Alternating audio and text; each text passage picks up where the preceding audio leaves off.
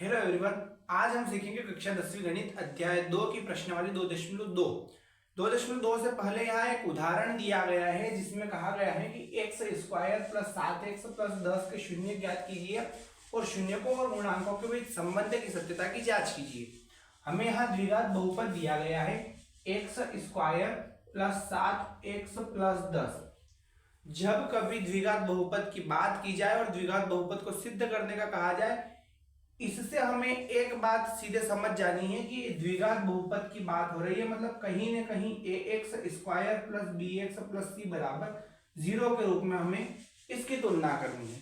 दूसरी बात, यहाँ हमें द्विघात बहुपद दिया गया है और इस द्विघात बहुपद से हमें शून्य और गुणांक के बीच संबंध की सत्यता की जांच करनी है। वह हम कैसे करेंगे? तो सबसे पहले हम इस द्विघात बहुपद से शून्य ज्ञात करेंगे। शून्य ज्ञात करने का तरीका, जब कभी हमें इसे 3 पद दिए जाए तो हमें इतना ध्यान रखना है कि इसमें गुणनखंड विधि का प्रयोग होगा। अब हमें यहाँ यूज करना है गुणनखंड विधि का, और गुणनखंड विधि का हम नियम समझ ले। गुणनखंड विधि होती क्या है?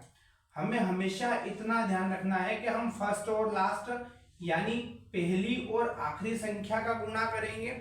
जैसे यहाँ हम इससे समझे तो 10 और यहाँ कुछ नहीं मतलब 1, तो ये हो जाएगा 10 एकम 10।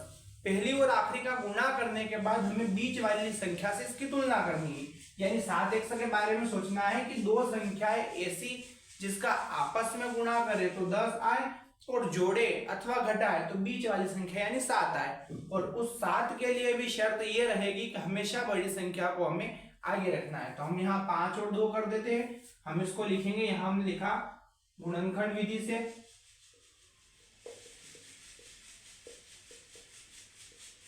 एक्स स्क्वायर प्लस 7 की जगह लिखना है हमें 5 और 2, तो हमने यहाँ लिखा 5 प्लस 2 और 7 के साथ चल रहा था x प्लस 10।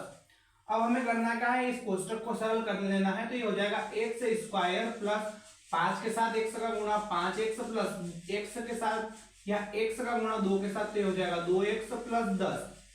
इतना करने के बाद हमने फर्स्ट और लास्ट का गुणा किया और बीच वाली संख्या से हमने तुलना की।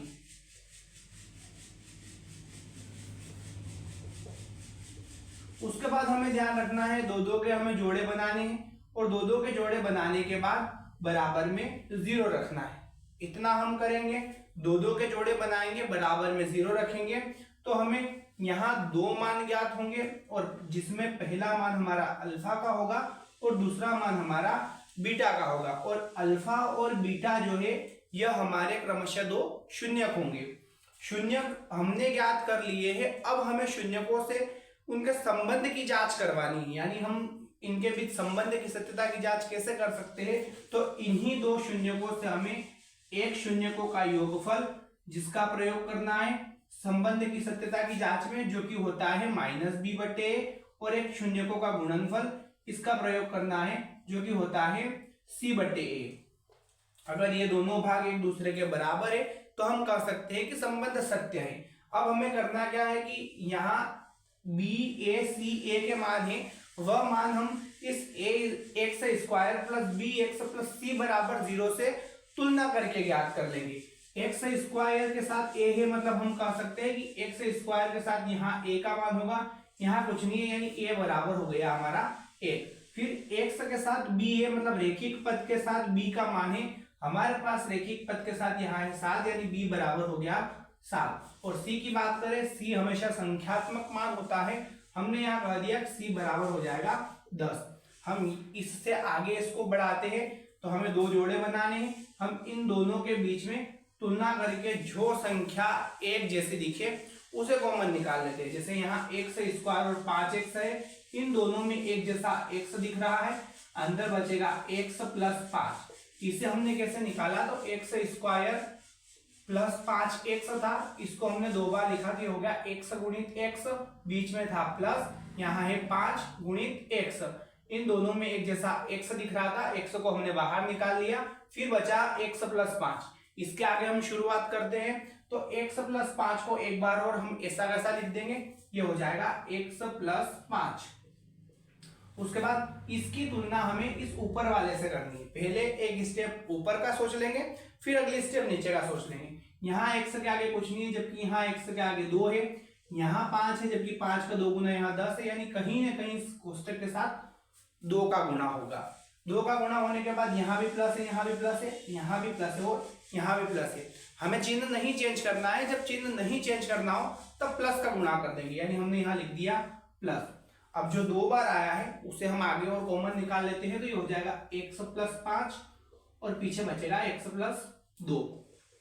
हमें इन दोनों के बराबर 0 रखना है। हम यहाँ इस स्टेप में आ गए हैं और 0 रखने के बाद अल्फा और बीटा के मान क्रमशः ज्ञात कर लेने हैं। तो हम यहाँ लिखेंगे यदि x प्लस 5 बराबर 0 हो तो x बराबर -5 प्लस का 5 बराबर से इधर आके हो गया माइनस का 5 और अल्फा का मान निकल कर आया है -5।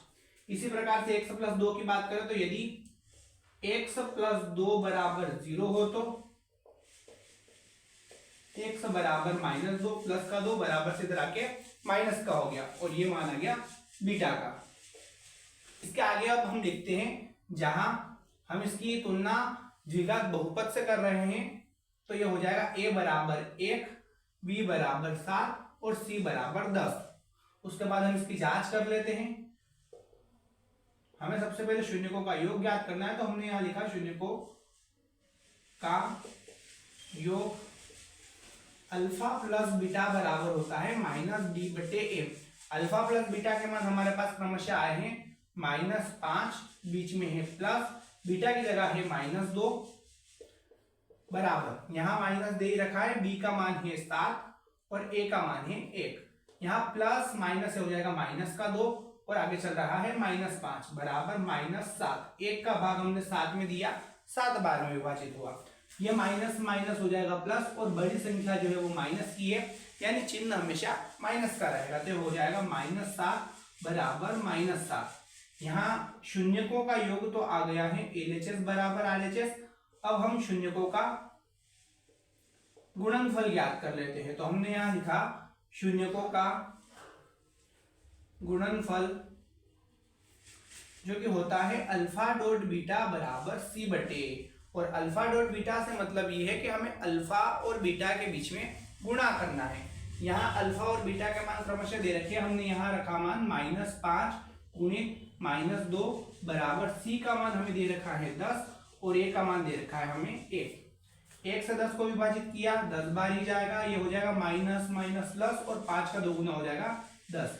यहाँ भी LHS बराबर RHS आया है, यानी हम कह सकते हैं कि शून्यकों का योग भी दोनों भाग या दोनों पक्ष बराबर है, शून्यकों का गुणनफल भी दोनों भाग या दोनों पक्षों में बराबर है, यानी हमने जो इस संबंध की कल्पना की थी वो सत्य है। तो हम यहाँ लिख देंगे यह संबंध सत्य है।